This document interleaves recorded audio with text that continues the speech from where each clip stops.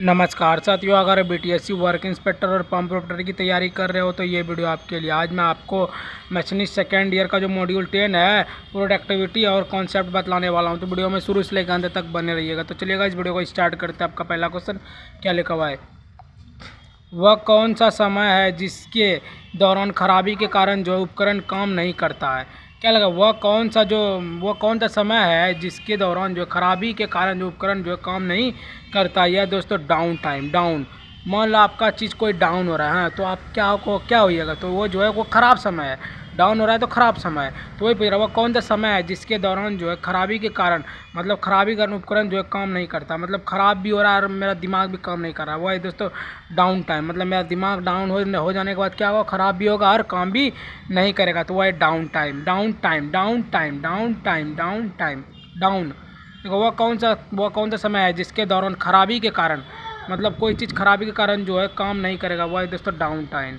Down time, down time, down time जो है खराबी के कारण जो है वह काम नहीं करता। वह कौन सा समय है जिसके दौरान खराबी के कारण जो है उपकरण काम नहीं करता? खराबी के कारण जो है वह उपकरण काम नहीं करता। Down time. डाउन टाइम जो होता है वह खराबी के कारण जो है उपकरण काम नहीं करता है।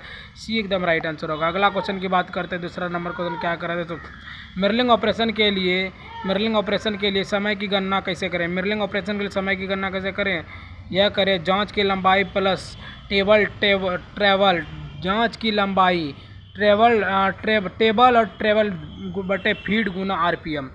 फीड गुना देखो मिररिंग ऑपरेशन के लिए समय की गणना। मिररिंग ऑपरेशन देखो ऑपरेशन जो होता है वह टेबल पे होता है और ट्रेवल पे होता है। मतलब टेबल रहता है, उसके बाद ट्रेवल मतलब टाइप ट्रेवल जो है ऑपरेशन है। उसके बाद जो है लंबाई मतलब देखेगा वहाँ वो कितना लंबाई का है। तो जॉब की लंबाई मतलब वो जो इंसान है उसकी लंबाई को टेबल पर रख करके ट्रेवल देख करके उसको जो ऑपरेशन किया जाता है। तो वही है फीड, मतलब फीड कितना फीट का, उसका आरपीएम लगा देता है, मतलब पीएम में उसको जो है करता है ऑपरेशन। तो मिररिंग ऑपरेशन के लिए समय की गणना करें। मिररिंग ऑपरेशन के लिए जो समय की गणना करें, जॉब मतलब जो ऑपरेशन करना एक जॉब है, जॉब की लंबाई मतलब जॉब की लंबाई प्लस ट्रेवल बटे फीड गुना आरपीएम। तो इसका राइट आंसर ये होगा। अगला क्वेश्चन की बात करते हैं। तीसरा नंबर क्वेश्चन क्या करा दोस्तों?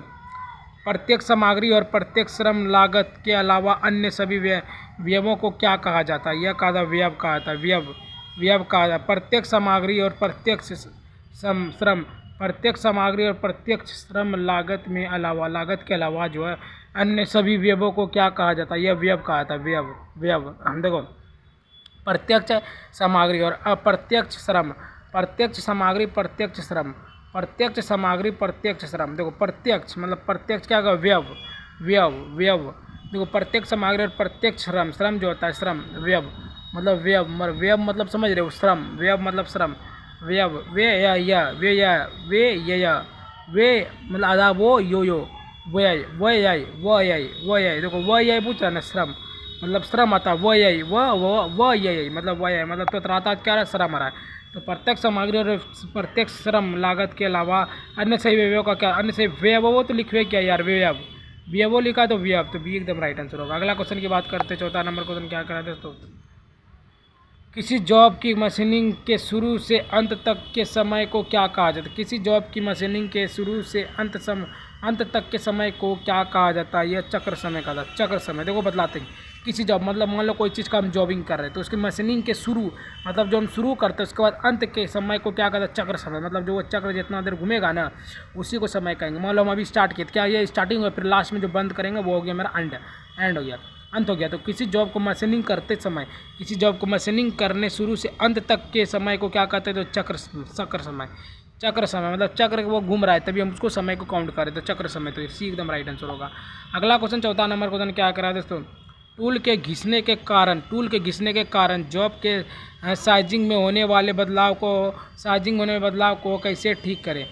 चार्जिंग में जो होने वाले बदलाव को कैसे ठीक करें? यह करें घिसावट की भरपाई करना। देखो टूल के घिसने मतलब टूल को घिसेंगे तो क्या होगा? वह घिसावट होगा। टूल के घिसने के कारण जॉब के साइजिंग होने में जो क्या बदलाव को कैसे बदलाव को ठीक किया जाए? घिसावट की भरपाई मतलब जो घिसा हुआ रहता है, मान लो कोई चीज़ घिसा गया, मान लो मेरा शरीर सही है लेकिन जो है हम घिसा गए बाइक से, मतलब जो है स्लिप खा गए तो क्या हो गए? घिसा गए। उसी को भरने के लिए जो है हमको भरपाई करना पड़ता है। तो घिसावट की भरपाई, घिसावट मतलब टूल के घिसने के कारण, टूल मतलब मान लो कोई औजार है उसके घिसने के कारण जो है जॉब में साइजिंग में बदलाव होने वाले जो बदलाव वो कैसे ठीक किया है, तो घिसावट को भरपाई करके सी एकदम राइट आंसर होगा। अगला क्वेश्चन 6 नंबर क्वेश्चन क्या करा है दोस्तों, वियर ऑफसेट पेज में वियर ऑफसेट डालने के बाद एग्जीक्यूटिव कैसे करें। वियर मतलब वियर हो गया तो ऑटो साइकिल चलाएं, देखो वियर ऑफसेट पेज में ऑफसेट डालने के बाद जो एग्जीक्यूटिव कैसे करें, एग्जीक्यूटिव मतलब ऑटो साइकिलिंग चलाए। देखो वियर लाने के लिए मुझे क्या करना पड़ता है, ये तो ऑटो से जाना पड़ता है, ये तो साइकिल से जाना पड़ता है। तो वियर ऑफसेट के लिए क्या लिखा है, वियर ऑफसेट पेज ऑटो मतलब पेज क्या एक तरह से मतलब ऑटोमेटिक चलता है, पेज जो है ऑटोमेटिक चलता है। तो वियर ऑफसेट मतलब वियर ऑफसेट पेज में वियर ऑफसेट डालने के बाद जो एग्जीक्यूटिव ऑटो साइकिल चलाएं। वियर ऑफसेट पेज में वियर ऑफसेट डालने के बाद जो एग्जीक्यूटिव कैसे करें, तो एग्जीक्यूटिव जो है ऑटो साइकिल को चला के जो है वियर ऑफसेट पेज में वियर ऑफसेट डालने के बाद जो एग्जीक्यूटिव करे तो ऑटो में मतलब वियर पीने के बाद क्या होता है, ऑटो में रहता है, बोलता ना वियर लाने के बाद क्या ऑटो में जाता है साइकिल में, तो ये एकदम राइट आंसर होगा। अगला क्वेश्चन 7वां नंबर क्वेश्चन क्या करा दोस्तों, कच्चे माल से लेकर तैयार उत्पादन तक की गतिविधियों का ग्राफिकल प्रतिनिधित्व क्या है।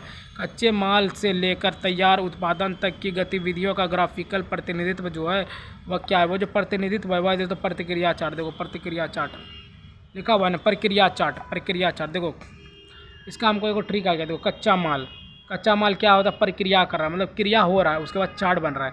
कच्चा माल बोलता नहीं कच्चा है, इसको प्रक्रिया करके चार्ट बना। तो कच्चे माल से लेकर तैयार उत्पादन मतलब कच्चा माल उसको तैयार करके उत्पादन करके गतिविधियों को ग्राफिकल जो प्रतिनिधित्व करता है वह करता है प्रक्रिया चार्ट।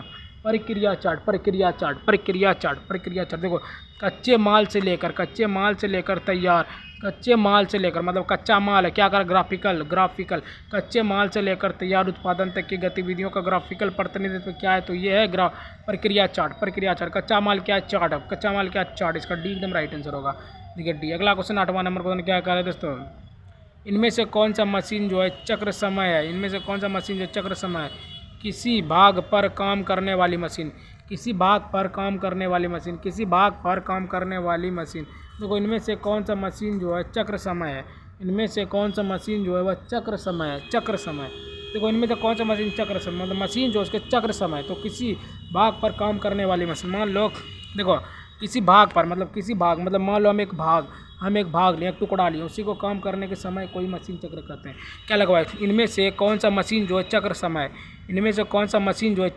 मशीन जो है चक्र समय, मशीन है उसमें चक्र जो समय होता है किसी भाग पर, मान लो किसी भाग पर जो है काम करने की मशीन, किसी भाग पर काम करने की, ऐसे मानो चक्र जो होता है वो क्या होता है, काम करता है ना, तो किसी भाग पर काम करने की मशीन, सी एकदम राइट आंसर होगा। अगला क्वेश्चन की बात करते हैं, नंबर क्वेश्चन क्या करें, रख रखाव रिकॉर्ड क्या उत्पादन उपयोग करता है। रख रखाव रिकॉर्ड का क्या उपयोग है, यह दोस्तों कारण दोष और सुधार का विश्लेषण करना, कारण दोष है और सुधार का विश्लेषण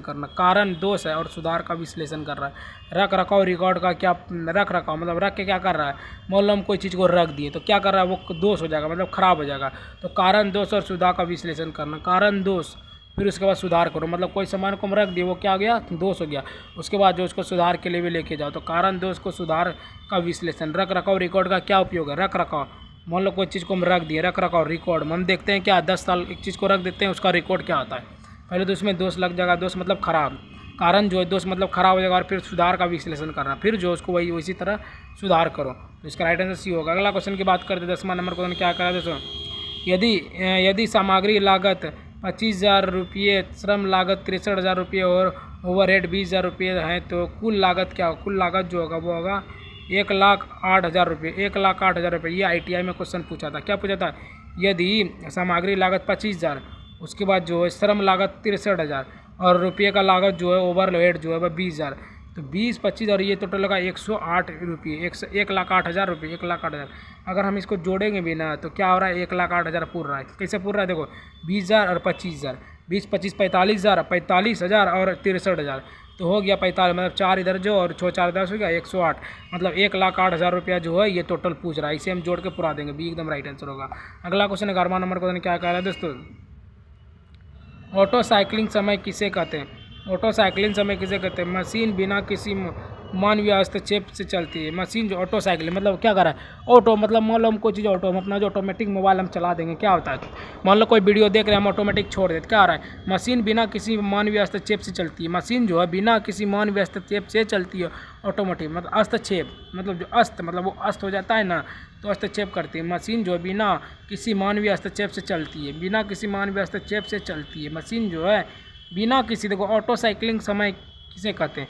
ऑटो साइकिलिंग समय किसे कहते हैं? मशीन जो है बिना किसी मानवीय हस्तक्षेप से चलती है। मशीन जो है बिना किसी मानवीय हस्तक्षेप से चलती है। ऑटो साइकिलिंग समय किसे कहते हैं? ऑटो साइकिलिंग समय किसे कहते हैं? मशीन जो है बिना किसी मानवीय हस्तक्षेप से चलती है। मशीन जो है बिना किसी मानवीय हस्तक्षेप से चलती है। डी एकदम राइट आंसर होगा। अगला क्वेश्चन 12वां नंबर क्वेश्चन क्या करा दोस्तों, टर्निंग समय की गणना करने के लिए किस सूत्र का उपयोग किया जाता है? यह है दोस्तों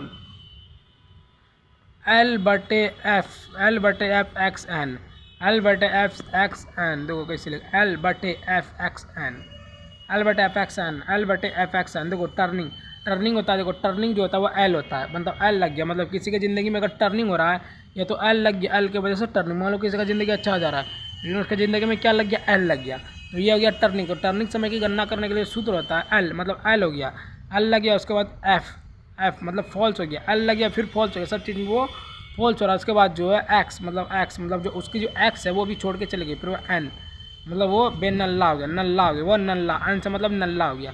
तो L मतलब हो गया, देखो L मतलब हो गया, मतलब L मतलब हो गया मतलब वो उसका लंड लग, उसको जो L लग गया, L मतलब हो गया L लगना, F/, मतलब F जो हो गया वो हो गया दोस्तों F फॉल्स हो गया, X मतलब उसका X भी छोड़ के चले गया, N मतलब हो गया नल्ला हो गया। तो इसका राइट आंसर ये होगा टर्निंग में। अगला क्वेश्चन 13वां नंबर क्वेश्चन क्या करा, जो CCW का विस्तार क्या है? CCW का जो विस्तार है दोस्तों घड़ी की विपरीत दिशा, घड़ी की विपरीत दिशा, देखो CCW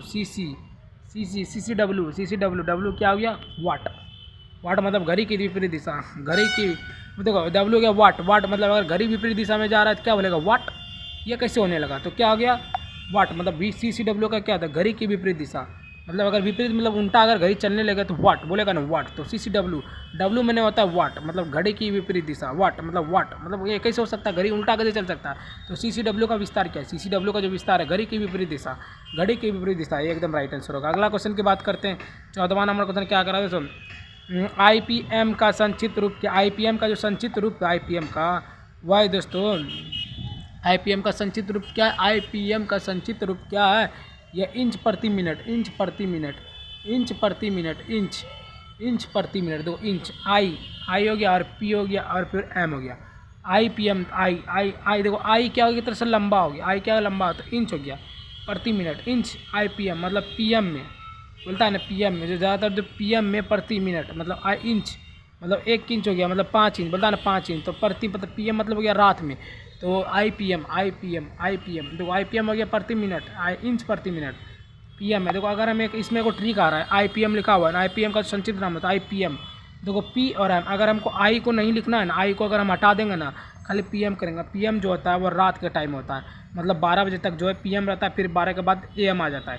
तो अगर हम PM की बात करेंगे तो PM में क्या क्या घटना होता है, तो इंच में होता है, बोलता है ना इंच में, तो इंच प्रति मिनट मतलब प्रति मिनट उसका वैल्यू रहता है रात का टाइम का, तो इंच प्रति मिनट, बी एकदम राइट आंसर होगा। अगला C एकदम राइट आंसर होगा, इंच प्रति मिनट, इसका C होगा इंच प्रति मिनट। अगला क्वेश्चन की बात करते हैं दोस्तों, 15वां नंबर क्वेश्चन क्या करा दोस्तों, 30 × 30 मिलीमीटर का अंदरूनी वर्ग बनाने के लिए श्रम लागत का अनुमान क्या है? यदि बनाने का लागत शुल्क जो 50 रुपये बटे सेंटीमीटर स्क्वायर जो होगा, ये जो लागत होगा 50 का, इसका लागत होगा 450, देखो इसका लागत होगा 450 होगा। देखो हम बतलाते हैं इसका कैसे होगा लागत 450। देखो भाई देखो अगर हम बतलाएंगे ना, 70 और 30 100 और 70 और 30 100 200 हो गया ना, और 200 गुना 100 करेंगे तो 100 और 150 करेंगे तो हो गया 450। देखो अगर हम बात करेंगे 50 कुछ पे क्या है, देखो 30 गुना 30 अगर हम करेंगे तो 900 आ गया, 900 आ गया ना, 30 गुना 30 हो गया तो 900 आ गया। हाँ लेकिन हमको 450 पुराना, और इसको जो है इसको सेंटीमीटर का हम करेंगे स्क्वायर करेंगे तो ये हो जाएगा आधा 450। हो गया 30 गुना 30 900, 900 का आधा 450, ये भी हो सकता है। तो 30 गुना 30 900, 900 का आधा 50, देखो डी 50 450 450 450। देखो अगर हमको फिगर दे के याद करना है ना, देखो बतलाते हैं 70 38, देखो 7 या 21 हुआ ना, और 7 या 21, 21 मतलब 210 और 210 और 210 मतलब 420, 420 हो गया ना, 420 और 50, 20 को हटा देंगे और 400 को जोड़ देंगे तो 450, राइट आंसर डी होगा। अगला क्वेश्चन की बात करते हैं। 16वां नंबर क्वेश्चन क्या करा है दोस्तों, वर्क ऑर्डर मिलने से लेकर काम पूरा होने और डिसमैच के लिए तैयार होने तक कौन सा खर्च जो है कहलाता है। ये जो खर्च कहलाएगा ये कहलाएगा कारखाना व्यय। कारखाना व्यय देखो बता दे, वर्क ऑर्डर मतलब वर्क बोलता है ना, वर्क देखो वर्क मतलब बोलता है ना सेक्स वर्कर, सेक्स जो वर्कर होता है वह क्या होता है कारखाना बोलता है ना। बहुत लोग इसको वर्कर को कारखाना बोलते हैं, बहुत लोग वर्कर को कारखाना बोलते हैं, तो कारखाना व्यय। तो वर्क ऑर्डर मिलने से, वर्क ऑर्डर मतलब ऑर्डर मिल रहा है, कहाँ मिल रहा है, कारखाना में। अगर हम इसको एक और ट्रिक के हिसाब से देखेंगे ना, इसको देखो पहले क्वेश्चन देख लो, देखो पहले क्वेश्चन देख लो वर्क ऑर्डर मिलने के से लेकर, वर्क ऑर्डर मिलने से लेकर काम पूरा होने तक डिसमैच के लिए जो तैयार मतलब होने का जो तक का कौन सा खर्च कहलाता है। देखो वर्क ऑर्डर मिलने से लेकर मतलब वर्क ऑर्डर मतलब ऑर्डर मिल गया, ऑर्डर कहाँ से मिलता है, कारखाना मतलब जहाँ कोई चीज़ का भी कारखाना रहेगा वहीं से ऑर्डर मिलेगा, ये एक तरह से हो गया। तो वर्क ऑर्डर मिलने से लेकर काम पूरा मतलब ऑर्डर हमको मिला, उसको काम पूरा होने तक जो दो डिसमैच जो होगा वो क्या, कारखाना व्यय तैयार जो होने को खर्च जो होता है वह कारखाना व्यय, डी एकदम राइट आंसर होगा। अगला क्वेश्चन की बात करते हैं। 13वां नंबर क्वेश्चन क्या कर रहे हैं दोस्तों, कौन सा विभाग मशीनों और उपकरणों को अच्छी परिचालन स्थिति में रखता है। कौन सा विभाग जो मशीनों और उपकरणों को अच्छी परिचालन स्थिति में रखता है, ये जो होगा ये होगा रख रखाव। देखो रख रखाव कैसे होगा, कौन सा विभाग पूछ रहा है, विभाग। मान लो कोई भी विभाग रहता है ना, वहाँ जो है रखता है, बंदा को रखता है। प्राइवेट विभाग में क्या होता है, बंदा को रखता है, और जो विभाग होता है सरकारी का उसमें भी बंदा को रखता है, जो उसका लगा उसे उसको रख लेगा। तो कौन सा विभाग मशीन और उपकरणों को अच्छी परिचालन स्थिति में रखता है, तो रख रखा। देखो अच्छी परिचालन स्थिति में बोल रहा है तो रखता है। तो कौन सा विभाग मशीन को, मान लो कोई विभाग है, मान लो ITI एक विभाग है, वो जो क्या करता है, मशीन को अच्छी तरीके से जो रख रखाव करता है। तो कौन सा विभाग जो है मशीन को उपकरणों को अच्छी परिचालन स्थिति में जो है रखता है, तो है रख रखाव। मतलब अच्छी परिचालन स्थिति में जो है रखता है, परिचालन मतलब चालता होता है, तो रख के चालेगा, तो रख रखाव, सी एकदम राइट आंसर होगा। अगला क्वेश्चन 18वां नंबर क्वेश्चन क्या करा है दोस्तों, कौन से व्यय किसी विशेष निर्मित उत्पादन और अप्रत्यक्ष रूप से लगाए जा सकते हैं, ये जो होगा ऊपरी लागत को। कौन से व्यय किसी विशेष निर्मित, कौन सा व्यय जो है किसी विशेष व्यय मतलब हो गया व्यय मतलब ऊपरी लागत व्यय बोलता ना, व्यय नहीं बोलता ना, व्यय वो यो व्यय मतलब समझ रहे हो, व्यय मतलब बोलता है ना ऊपरी लागत, मतलब ऊपरी से जो है निकल जाता है, तो व्यय ऊपरी लागत। कौन से व्यय किसी विशेष निर्मित उत्पादन मतलब उत्पाद करता है, उसका अप्रत्यक्ष जो रूप होगा, उत्पादन अप्रत्यक्ष रूप तो होगा ऊपरी लागत मतलब ऊपर से जो, मान लो कोई चीज़ खेल रहा है ना, लेकिन उत्पादन किसी को उत्पादन बढ़ाना है, तो व्यय क्या करा, ऊपरी से लगा देगा, ऊपरी से लागत। तो प्रत्यक्ष रूप से लगाए जा सकते तो ऊपरी लागत, तो प्रत्यक्ष रूप से लगाए जाते ऊपरी लागत। देखो इसका एक ट्रिक आता है, कौन सा व्यय पूछ रहा है ना, व्यय जो होता है ऊपरी में आता है, तो व्यय कौन सा व्यय, तो ऊपर आके व्यय निकलता, तो पता चलता है हाँ व्यय आ रहा है। तो कौन सा व्यय किसी विशेष निर्मित उत्पादन पर अप्रत्यक्ष रूप से लगाए जा सकते, तो वो कौन सा व्यय, तो लागत व्यय मतलब ऊपर का लागत व्यय, ऊपर मतलब ऊपर आता है तब पता हाँ आ रहा है, तो ऊपर लागत व्यय, तो ये एकदम राइट आंसर होगा। अगला क्वेश्चन 19वां नंबर क्वेश्चन क्या कर रहा था, तो किसी उत्पादन का निर्माण शुरू होने से पहले उसकी संभावित लागत का निर्धारण करने को क्या कहते हैं। संभावित लागत को निर्धारण को कहते हैं अनुमान की लागत। देखो किसी उत्पादन का निर्माण शुरू होने से पहले किसी उत्पादन का निर्माण शुरू होने से पहले उसकी संभावित लागत का निर्धारण करने को क्या कहते हैं, तो अनुमान की लागत। देखो किसी उत्पादन मतलब उत्पाद जो कर रहा है, क्या कर रहा है, मान लो कोई चीज़ का हम उत्पाद कर रहे हैं, मतलब हम अनुमान कर रहे हैं कि हम उत्पाद कर रहे हैं। तो किसी उत्पाद का निर्माण शुरू होने से पहले मतलब शुरू होने से पहले क्या कर रहे थे हम, उत्पाद उत्पाद कर रहे हैं, लेकिन शुरू होने से पहले क्या करते हैं, अनुमान कर रहे थे, अनुमान की लागत। तो मान लो हम कोई चीज़ बिजनेस कर रहे हैं, तो हम पहले से सोचेंगे तब ना, तो वही कह रहा है। तो किसी उत्पादन का निर्माण मतलब हम कोई चीज़ निर्माण कर लें, उसको शुरू होने से पहले उसकी संभावित लागत का जो निर्धारण करने को क्या कहते हैं, हम तो क्या कहते हैं, मतलब अनुमान लगा के लागत करते थे कि हाँ हमसे, तो अब जैसे मान लो हमें अनुमान लगा रहे हैं कि मेरा जो है ना कि यूट्यूब चैनल में वायरल हो जाएगा 2-3 साल में या 1 साल में, तो ये क्या हो रहा है, ये अनुमान लग रहा है। जिस टाइम हो जाएगा ना ये, तो मेरा क्या हो गया, ये हो गया उत्पादन, मैं उत्पादन कर चुका हूँ। तो किसी उत्पादन का निर्माण शुरू होने से पहले उसकी संभावित लागत को निर्धारण को क्या कहते हैं, तो अनुमान की लागत। एकदम राइट आंसर होगा। अगला क्वेश्चन 20वां नंबर क्वेश्चन क्या करा है दोस्तों, कुल लागत कौन सा है। कुल लागत जो है भाई दोस्तों, मूल लागत प्लस ओवरहेड।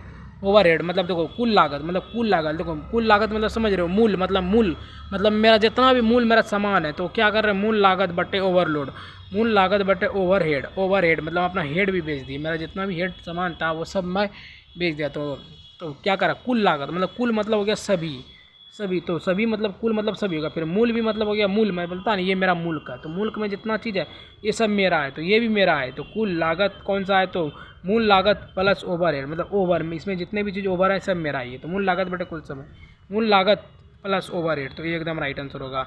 अगला क्वेश्चन की बात करते हैं, 21वां नंबर क्वेश्चन क्या करा है दोस्तों, निर्वारक रखरखाव का उद्देश्य क्या। निर्वारक रखरखाव का जो उद्देश्य है वह दोस्तों मशीन को अच्छी कार्यशील स्थिति में बनाए रखना। मशीन को अच्छी कार्य स्थिति में बनाए रखना। देखो मशीन को अच्छी कार्य स्थिति में कैसे बनाया जाएगा, देखो इसका हम बतला देते हैं। निवारक रखरखाव का उद्देश्य न पूछा, निवारक क्या लिखा हुआ है, निवारक रखरखाव का उद्देश्य न पूछा, निवारक नी वारक मतलब मशीन को अच्छी कार्यशील स्थिति में बनाए रखना। निवारक रखरखाव का उद्देश्य क्या, मतलब रख रखाव, मतलब क्या करता है, तो निवारक मतलब नी कर रहा है, निवारक कर रहा है कि इसको हम रखेंगे कुछ नहीं करेंगे। तो मशीन को अच्छी कार्यशील स्थिति में बनाए रखना, मशीन को मतलब रख रखाव मतलब रखाव कर रहा, मतलब रख के रखाव कर रहा, तो रख रहा है तो क्या कर रहा है, मशीन को अच्छी स्थिति में बनाए रख रहा है। तो क्या कर रहा है, निवारक मतलब निवारक कर रहा है कि हम मशीन को अच्छे उद्देश्य में रखेंगे।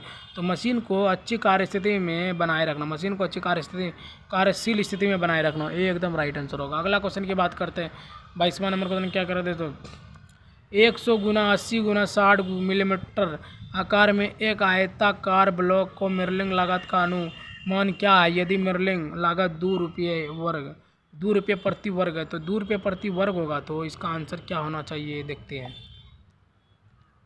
इसका आंसर 752, देखो इसका आंसर है 752 रुपया, 752 रुपया, 752। देखो इसका 752 कैसे होगा, क्या लिखा है, ₹2 लागत, ₹2 प्रति वर्ग है, तो यहाँ 2 लास्ट में है किया, तो 2 है तो 752, 2 है तो 752, देखो 752 और 52 कहीं नहीं, यहाँ एगो है 752। देखो हम सिंपल सा बोलेंगे 752 को रट लो और आंसर निकल जाएगा। देखो 752 कैसे होगा, 752 देखो कैसे होगा, देखो 100 गुना 80 है गुना 60 करेंगे, तो इस सब को गुना करेंगे ना, तो 8 6 48, 4 1 500, 500 600 700 आ रहा है, तो ऐसे भी मानो ना। देखो बतलाते हैं, 100 लिखा हुआ है, 80 लिखा हुआ है, 60 लिखा हुआ है।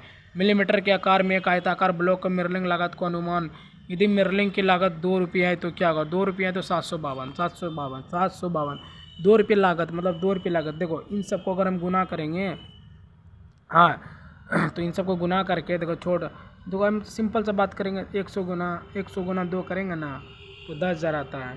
हम गुना नहीं करेंगे, देखो हम डायरेक्ट याद करेंगे 752। देखो सिंपल सा गाइस, अगर हम आपको ट्रिक बताते हैं, लास्ट में ₹2 है ना, तो 752 होगा, 700 जैसे 100 है ना, तो वैसे 752। इसका राइट आंसर होगा बी, 752। अगला क्वेश्चन की बात करते हैं दोस्तों,